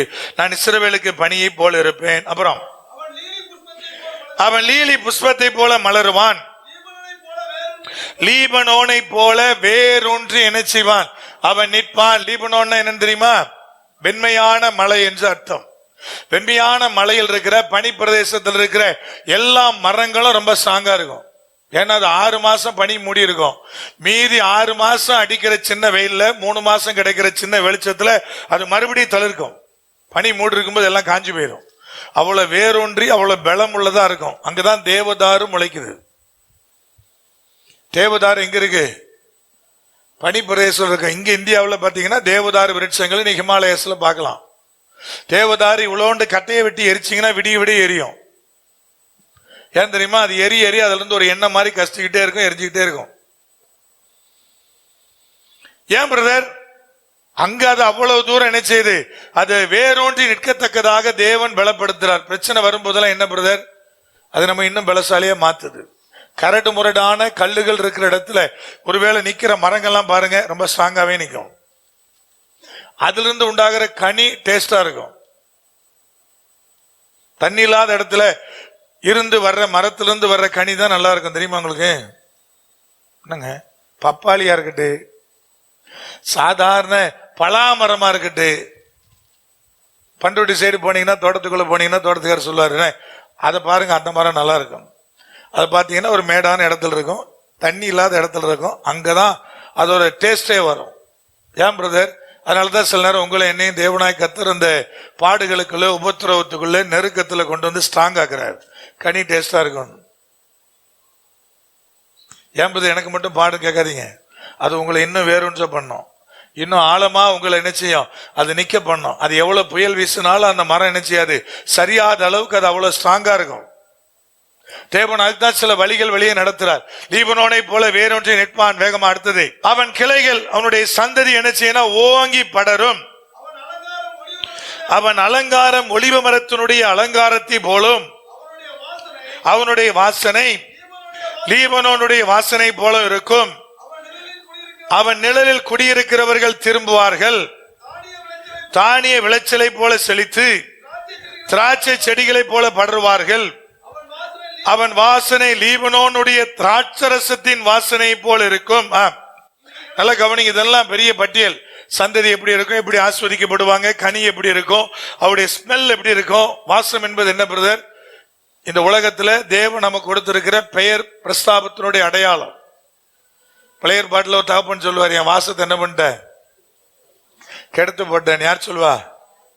யாக்கோபு சொல்லுவார், என் வாசம் கெட்டு போச்சியா, நீங்க நகரத்தில் போய் பட்டு நட்டுவலியா. என்ன பிரதர்? அவ்வளவு பேர் புகழோடு நான் வைத்திருந்தேன், அவ்வளவு ஆசீர்வாதமா இருந்தேன்னு அர்த்தம். அந்த வாசனை இதெல்லாம் தேவனாய் கர்த்தர் லைனா பட்டியல் போட்டு அவர் இதெல்லாம் நான் உனக்கு கொடுக்க நினைக்கிற ஆசீர்வாதங்கள் சொல்றார். அடுத்து பாருங்க, அடுத்த வசனம், இனி எனக்கும் விக்கிரகங்களுக்கும் என்ன என்று எப்பிராயீம் சொல்லுவான். ஐயா, ஆட்டோமேட்டிக்கா தூக்கி எல்லா விக்கிரகத்தையும் விக்கிரகத்தினுடைய கிரியைகளையும் மனுஷன் தூக்கி தூர போட்டுருவான். அவன்கிட்ட போய் நீ தூக்கி தூர போட்டு சொல்ல வேண்டியதில்லை. ஒரு புறஜாதி மார்க்கத்தான் ஆண்டவராக இயேசு கிறிஸ்துவை ஏற்றுக்கொண்டு வந்து அவன் சீர்கேடு குணமாகி தேவனிடத்துல திரும்பின பிறகு கர்த்தர் அவனை மனப்பூர்வமாய் சேவிக்க ஆரம்பிச்சுட்டாருன்னா, அவனுக்கு கொடுக்கிற ஆசீர்வாதத்தை பார்த்து, அவனுடைய பிள்ளைகளுக்குள்ள வர ஆசீர்வாதத்தை பார்த்து, உண்டாகிற செழிப்பை பார்த்து அவனே தூக்கி தூர போட்டுருவான்.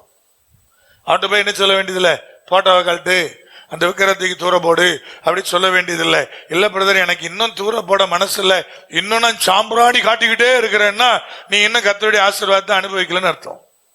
இன்னும் சீர்கேடு குணமாக்கப்படலைன்னு அர்த்தம். நல்ல விலைக்கு கொள்ளுங்க. இப்ப அடுத்து சொல்றாரு பாருங்க, நான் அவனுக்கு செனை கொடுத்து அவன் மேல் என்ன செய்வேன், நோக்கமாய் இருந்தேன். நான் பச்சையான தேவதாரு விருட்சம் போல் இருக்கிறேன், என்னாலே உன் கனி உண்டாயிற்று என்று எப்பிராயீம் சொல்லுவான். தேவனாய் கர்த்தர் அழகா தெளிவா சொல்றார், நம் மீது நோக்கமாய் இருந்து நம்மை இவ்விதமாய் ஆசீர்வதிக்கிற தகப்பன். கடைசியை சொல்லி முடிக்கிறார் 9ஆம் வசனம், இவைகளை உணரத்தக்க ஞானம் உள்ளவன் யார், இவைகளை கிரகிக்கத்தக்க புத்தியுள்ளவன் யார். இவ்வளவு நேரம் பிரசங்கத்தை கேட்டீங்க. இவைகளை உணரத்தக்க ஞானம் உள்ளவன் யார், இவைகளை கிரகிக்கத்தக்க புத்தி உள்ளவன் யார். சிலருக்கு தான் உணர முடியும். யாருக்கு பிரதர்? ஞானம் உள்ளவனுக்கு. புத்தி உள்ளவனு தான் ஓஹோ இதுக்குள்ள இவ்வளவு ரகசியம் இருக்குதா, இதனால தான் ஆசீர்வாதமா, சீர்கேடு குணமாக்கப்படுவதனால தான் ஆசீர்வாதமா. எங்கே நான் சொல்றேன், குணமாக்கப்படுதல். பாவத்தை அறிக்கை செஞ்சோன்னு விடுதலை வராது, நீங்க முழுக்க மாறணும். அந்த பழைய பாவங்கள் இருந்து விடுபட்டவர் என்கிற சாட்சி உண்டாகணும். அதுல இருந்து வெளியே வந்துட்டோங்கிற எண்ணம் வரணும். பாவத்து நிமித்தமாய் உண்டான காரியங்களை சீர்படுத்தத்தக்க எண்ணம் வரணும். ஒருத்தன் 1 லட்ச ரூபா கடன் வாங்கினீங்க, சிம்பிளா வச்சுவிடும், 1 லட்சம் வச்சுவிடும். 1 லட்ச ரூபா கடன் வாங்கினீங்க, அவனை ஏமாத்திட்டீங்க. ஒருவேளை சந்தர்ப்ப சூழ்நிலை அப்படி கூட வச்சுடும். சந்தர்ப்ப சூழ்நிலை, கையில காசு இல்ல பிரதர், அதனால கொடுக்க முடியல, அதனால அவனை ஏமாத்தியாச்சு. இப்ப ரசிக்கப்பட்டீங்க, ஆண்டுகிட்ட மன்னிப்பு கேட்டீங்க, இப்ப கர்த்தர் மறுபடியும் ஆசீர்வதிக்கிறார். ஆசீர்வதிக்குமே என்ன சொல்லுவாரு, என்ஜாய் பாரா, இல்ல வாங்கின கடனை திரும்ப கொடுப்பார. ஒரே ஒரு கூட என்ன, பிள்ளைங்களும் தாயும் சேர்ந்து பைபிள் இருக்கிற அற்புதம் போய் தீர்க்கதரிசிட்ட கேட்டாங்க. அவர் சொன்னாரு, பக்கத்து வீட்டுல இருந்து பாத்திரத்தெல்லாம் வாங்கினாரு. பக்கத்து வீட்டுல இருந்து பாத்திரம் எல்லாம் வாங்கப்பட்டது. பிள்ளைகள் கொடுக்க, அம்மா ஊத்த. ஒரு குடும்பம் ஆசீர்வாதமா இருக்கணும். இதான் அரைக்கதவு போட்டப்பட்டு குடும்பத்தார் எங்க இருக்கணும், உள்ள இருக்கணும், ஒருமித்த ஆவி செயல்படணும். இதெல்லாம் அதுக்குள்ள இருக்க ரகசியம். பிற ஒரு நாள் உங்களுக்கு முடிஞ்ச விளக்கமா நான் பேசுறேன். பிள்ளைகள் எடுத்து கொடுக்க, தாயார் ஊத்த, இப்ப எல்லா காலி குடங்களும் நிரம்பி வழியுது. பக்கத்துல தீர்க்கதரிசி இருந்தாரா, தீர்க்கதரிசி சொல்லி அனுப்பிட்டார், போ இப்படி போய் பண்ணன்னு சொல்லிட்டாரு. இப்ப நிரம்பி வழியுது. நிரம்பி வழிஞ்சோன்னா டப்புன்னு மறுபடியும் கதவை போட்டுனா அந்த தாய் மறுபடியும் தீர்க்கதரிசியை தேடி போனா. எனக்கு தெரிஞ்சு இங்க உட்கார்ந்து இருக்கிற 99 பேர் போக மாட்டீங்க. நமக்கு தேவையான நிரம்பணும், நிரம்பிட்டு. எங்கே நான் சொல்ல 99% போக மாட்டீங்க. அந்த 1% நீங்க இருக்கிற நீங்க சொன்னீங்கன்னா கர்த்தருக்கு மகிமை உண்டாகட்டும். 99% போக மாட்டீங்க. ஆனா அவ போனா, போய் கேட்டா, தீர்க்கதரிசி எல்லாம் நிரம்பிட்டியா, வீடு முழுக்க இப்ப எண்ணெயால் நிரம்பி இருக்கிறது, இப்ப நான் என்ன செய்யணும்? தீர்க்கதரிசி சொன்னாரு, வித்து முதல்ல கடன் அட, மீந்ததை கொண்டு ஜீவனம் பண்ணு. முதல்ல என்ன பண்ணிரு. பொருள் இங்க கடன் பாரத்தில் யாராவது இருந்தீங்கன்னா கர்த்தர் சொல்றது என்னன்னா, கடன் அடைக்கிற ரகசியம் என்ன தெரியுமா? ஒன்னு திரும்ப கடன் வாங்க மாட்டேன்னு எடுக்கிற முடிவு. உருண்டாலும் பிறண்டாலும் பட்டினி இருந்தாலும் எங்கே நான் கடன் வாங்க மாட்டேன்னு எடுக்கிற முடிவு தான் கடன் விட்டு வெளியே கொண்டுரும். ரெண்டாவது, கர்த்தர்ட்ட நீங்க செய்ய வேண்டிய பொருத்தனை ஒன்று இருக்கு. ஆண்டவரே, நான் ஒருவனை ஏமாத்த மாட்டேன், நீர் என்னை ஆசீர்வதிக்க ஆசீர்வதிக்க முதல்ல கடன் அடைப்பேன், அப்புறம்தான் மீந்ததை கொண்டு நான் என்ன செய்வேன், ஜீவனம் பண்ணுவேன் அப்படி சொல்ற பொருத்தனை. நம்ம எப்படி தெரியுமா, ஆண்டவருக்கே கல்ட்டா கொடுப்போம். நான் சொல்றது விளங்குது இல்லையா? அப்போ வாங்கின கடனை திரும்ப கொடுப்பேன்னு கர்த்தர் சொன்னா தானே ரைட், ஓகே நான் ஆசீர்வதிக்கிறையா, நீ எல்லாத்தையும் கொடு. அப்ப நான் என்ன பிரதர், என்னங்க நான் சேர்றதுனால உங்களை சொல்றேன், தலையில நின்றால் நடக்காது. அது சொல்லணும் இல்லையா? ஆமா சொல்லித்தான் ஆகணும். சொன்னா புரியுமா? அது புரியுதா புரியல, நம்ம கடமை சொல்ல வேண்டியது. பூனைக்கு யாரு மணி கட்டுறது, கட்டித்தானே ஆகணும். கன்வென்ஷன் கொடுத்து போயிருந்தேன். முத நாள் மேடையில் உட்காந்துருந்தேன். அந்த பாஸ்டர் சொன்ன ஊழியத்தை பத்தி எழுதுங்கன்னாரு, எழுதி கொடுத்தேன். என்னென்ன ஊழியம் மட்டும் எழுதி கொடுத்தேன். உங்களை நாங்க அங்கீகரிக்க மாட்டோம்னாரு. நான் சொன்ன, உங்களை எவன் அங்கீகரிக்க சொன்னான்னே. ஏன் பிரதர் நீங்க ஆர்டினேஷன்ல ஆங்கிலிக்கன், நாங்க அங்கீகரிக்க மாட்டோம். உங்களை அங்கீகரிக்க சொல்லவே இல்லையே, உங்களை ஏன் முதல்ல கூப்பிட சொன்னானே. எனக்கு தெரியாம கமிட்டி கூட்டிருச்சுன்னாரு.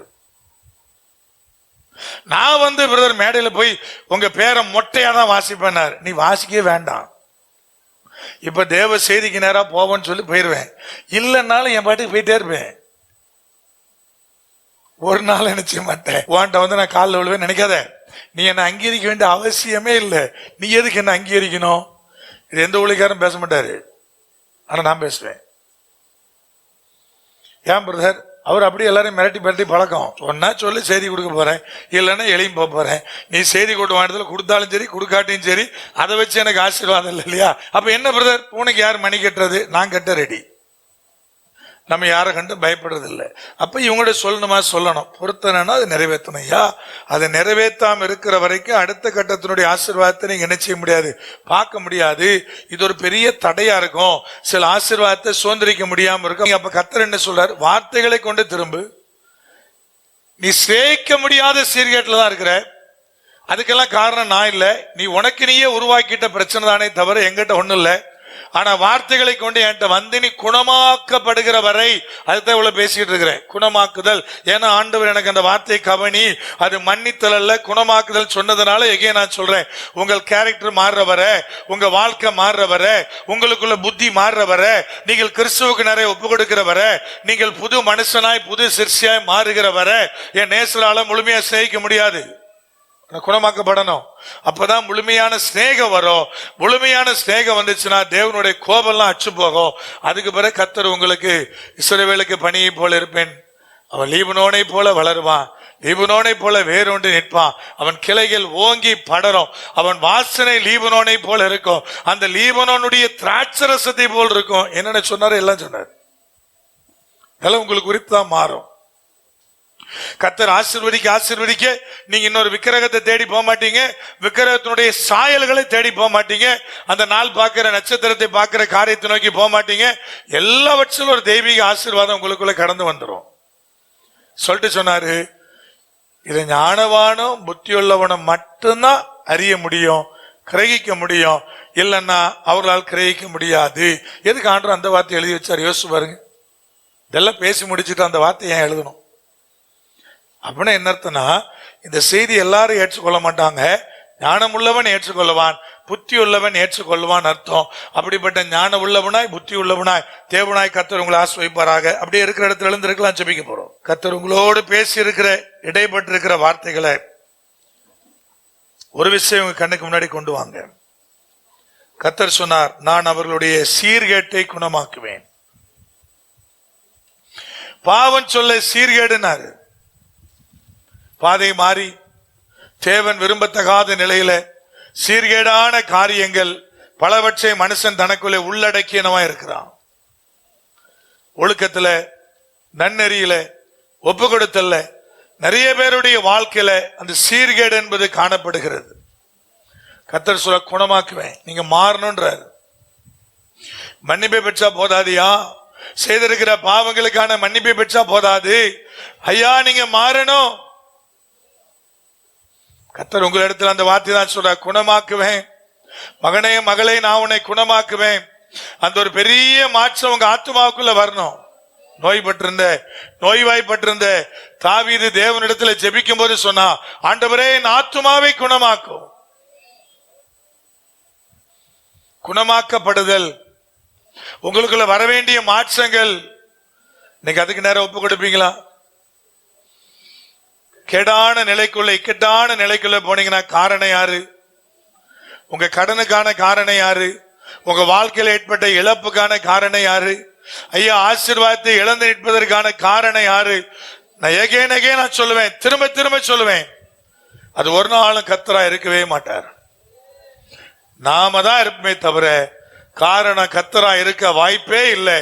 அவர் மாறாதவர். அந்த தேவன் தான் இன்னைக்கு உங்களை குணமாக்கும்படி அழைக்கிறார். மனப்பூர்வமாய் உங்களை சிநேகிக்க விரும்புகிறார். அந்த குணமாக்குதல், அந்த மாற்றம் ஒரு மனப்பூர்வமான சிநேகத்தை உண்டாக்குது. இளையகுமாரன் மாற்றப்பட்டவனாய், ஒப்பு கொடுத்தவனாய், தீர்மானித்தவனாய் கடந்து வந்த போது அந்த பரம தகப்பன் ஓடி அனைத்தத ஓமையா சொன்னார். பெரிய மகிழ்ச்சி. முழு மனதோடு சிநேகிக்கிற சிநேகம், தட புடல் விருந்து, காணாமல் போன என் பிள்ளை திரும்ப கிடைத்தான் என்கிற மகிழ்ச்சி, மனப்பூர்வமான சிநேகம். ஒருவேளை இன்னைக்கு தேவனிடத்துல உங்கள் வாழ்க்கையை ஒப்பு கொடுத்தீங்கன்னா கர்த்தர் சொல்லுவாரு, அதே அன்பு பாராட்டுவார், அதே சிநேகத்தை கொண்டாக்குவார். கோபம் இல்லையே, என் சொத்தெல்லாம் அழிச்சு போட்டாங்கிற கோபம் இல்லையே, வெளியே கடந்து போய் இளையகுமார வாழ்க்கையை இழந்துச்சான்ற கோபம் இல்லையே, கோபமெல்லாம் நீங்கி மனப்பூர்வமான சிநேகம். அது நிமித்தமாய் அவனுக்கு போடப்பட்டதான மோதிரம், அவனுக்கு அணிவிக்கப்பட்டதான உரிமை, அவனை தேவன் பழைய ஸ்தானத்தில் நிறுத்தினது. அது மனப்பூர்வமான சிநேகத்தினுடைய அடையாளம். எனக்கு அன்பான தேவனுடைய பிள்ளையே, இன்னைக்கு தேவனாய் கர்த்தர் உன்னை அவ்விதமாய் மாற்ற விரும்புகிறார். சீர்கேடு என்னவா இருக்கலாம்? ஒருவேளை இந்த இடத்தில் இருக்கிற சிறு பிள்ளைகள் முதற்கொண்டு வயோதிபர்கள் யாரா வேணா இருங்க, உங்க வாழ்க்கையில் இருக்கிற சீர்கேடு என்ன?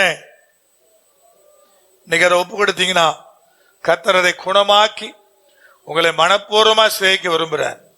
ஒருவேளை நீங்க நடந்து கொண்ட விதங்களை பார்த்து உங்க பெற்றோர் கூட வெறுக்கலாம், பழையதையே சொல்லிக் கொண்டிருக்கலாம். ஆனா மனப்பூர்வமா சிநேகிக்கிற ஒருவருக்கு முன்பாய் நிக்கிறீங்க. ஆண்டவரே எனக்கு இந்த சீர்கேடு இருக்குன்னு சொன்னீங்கன்னா, ஆண்டவரே இந்த வார்த்தைகளின்படி நான் பாவி என்று சொல்லி ஒப்பு கொடுத்தீங்கன்னா, கர்த்தர் உங்கள் சீர்கேட்டை குணமாக்கி மனப்பூர்வமா சிநேகிப்பார். உங்க மேல அவரு கோபம் இல்ல, உங்க மேல அவர் கோபப்பட போறதில்லை. அந்த அர்ப்பணிப்பை கண்டு தேவனாய் கர்த்தர் இறங்குவார். ஐயா, ஒருவேளை அந்த சீர்கேட்டுக்கான காரணம் எதுவா வேணா இருக்கட்டும், இன்னைக்கு தேவன் உங்களை பார்த்து சொல்றார், தீர்க்க தரிசனமா சொல்றார், அதை நான் குணமாக்குவேன். மகனே மகளே, மனப்பூர்வமா நான் உன்னை சிநேகிப்பேன். எனக்கு உன் மேல கோபம் இல்ல, நீ எவ்வளவு பெரிய பாவியா இருந்தாலும் கோபம் இல்ல. நான் உன்னை மாற்றுவதற்காகவே, குணப்படுத்துவதற்காகவே நான் உன்னை அழைத்திருக்கிறேன். உனக்கு பனியை போல் இருந்து லீபனோனை போல வேறொன்றை செய்து உன் கிளைகளை படரை செய்து உன் வாசனையை லீபனோனுடைய திராட்சரச வாசனை போல மாற்றி உன்னை ஆசீர்வதிக்க தேவன் காத்து கொண்டிருக்கிறார். கர்த்தர் சொன்ன அந்த வார்த்தைகள் பிள்ளைகள் மேல வந்து பலிக்கட்டும், பிள்ளைகள் மேல இறங்கட்டும். தேவனீர் ஆண்டவரே எங்களோடு கூட பேசிக் கொண்டிருக்கிற அந்த வார்த்தைகள் எங்கள் பிள்ளைகளுக்குள்ளே பலன் செய்யட்டும். ஆண்டவரே உம்முடைய ஆசீர்வாதத்தினுடைய மகிமை இறங்கட்டும். பனியை போல இறங்கும்பா, பனியை போல இறங்கும், பனியை போல இறங்கும். வந்து இந்த வார்த்தைகளை கேட்டிருக்கிற ஒவ்வொரு பிள்ளைகளுக்குள்ளாய் அந்த ஆசீர்வாதத்தினுடைய மகிமை இறங்குவதாக. குணமாக்கப்படட்டும், குணமாக்கப்படட்டும். ஒருவேளை கர்த்தர் என்னை வெறுக்கிற அளவுக்கு நான் மோசமானவன், மோசமானவன் யாராவது சொல்லிக்கிட்டு இருந்தாங்கன்னா, கர்த்தர் அவளை பார்த்தா சொல்றார், உன் மேல எனக்கு கோபம் இல்லப்பா, மனப்பூர்வமா நான் உன்னை சிநேகிக்கிறேன்னு சொன்ன ஆண்டவர், அந்த மனப்பூர்வமான சிநேகத்தை எங்கள் பிள்ளைகள் மீது அந்த அன்பை நீர் காண்பிக்கவும், நீர் உயிர்ப்பிக்கவும், பலப்படுத்தவும், தகப்பனை எல்லா குறைகளை களையவும். ஒருவேளை குறைன்னு எனக்கு தெரியும், என் வாழ்க்கையில் இது பாவம்னு எனக்கு தெரியும், இது தேவன் விரும்பாது எனக்குள்ள ஒட்டிக்கிட்டு இருக்குன்னு எனக்கு தெரியும், அதை விட முடியல, அதை விட்டுட்டு வெளியே வர முடியலன்னு சொல்ற யார் இந்த இடத்துல இருந்தாலும் தேவன் அவளுக்கு உதவி செய்வீராக, அவளை குணமாக்குவீராக, அவளை மனப்பூர்வமாய் சிநேகிப்பீராக. இன்னைக்கு இந்த சிநேகம் கொண்டு வருகிற ஆசீர்வாதத்தை எங்கள் பிள்ளைகள் பெற்றுக்கொள்ளட்டு நான் ஜெபிக்கிறேன். இவருடைய ஆசீர்வாதங்களுக்கும் நன்மைகளுக்கும் விரோதமான இவருடைய சீர்கேடுகளை, அக்கிரமங்களை, இவருடைய கேடுகளை இவர்களே அதற்கு காரணமா இருந்தாலும் அவைகளை இயேசு கிறிஸ்துவின் நாமத்திலே சபித்து, இவர்களுக்குள்ளே மட்டுமாய் கிரியை செய்த எல்லா அந்தகார வல்லமைகளையும், எல்லா சபிக்கப்பட்ட அதிகாரங்களையும் இயேசு கிறிஸ்துவின் நாமத்திலே சபித்து, சீர்கேடுகளை எல்லாம் நான் அகற்றி போட்டு பிள்ளைகளுடைய அன்பின் பாதத்தில் ஒப்பு கொடுக்கிறேன். தகப்பனாகிய தேவன் தாமே உயிர்ப்பித்து அடுத்த நிலைக்குள்ளாய், அடுத்த ஆசீர்வாதங்களுக்குள்ளாய் எங்கள் பிள்ளைகளை கொண்டு வார். சந்ததிகள் ஓங்கி படரட்டும், ஓங்கி வளரட்டும். மனதார ஆசீர்வதித்து நான் ஜெபிக்கிறேன். இயேசு கிறிஸ்துவின் நாமத்தில் தானே ஜெபிக்கிறோம் எங்கள் ஜீவனுள்ள பரிசுத்த பரம தகப்பனே. கர்த்தராகிய இயேசு கிறிஸ்துவினுடைய கிருபை, பிதாவாகிய தேவனுடைய அன்பு, பரிசுத்த ஆவியானுடைய ஐக்கியம் இப்பொழுது சதா காலமும் உங்கள் அனைவரோடு கூட நித்தியமாய் இந்த வார்த்தைகளை நிறைவேற்றுகிற பயத்தில் நிலைத்திருப்பதாக.